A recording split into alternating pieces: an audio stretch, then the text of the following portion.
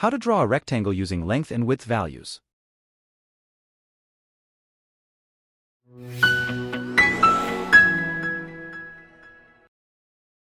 Welcome back to Sonic Tech. This video will teach you how to draw a rectangle using length and width values in AutoCAD. Click the Home tab. Draw panel. Then the rectangle command. Or just type REC in the command line, then click Enter. Specify the first corner of the rectangle.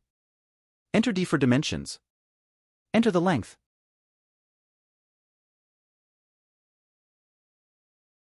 Enter the width. Specify the other corner.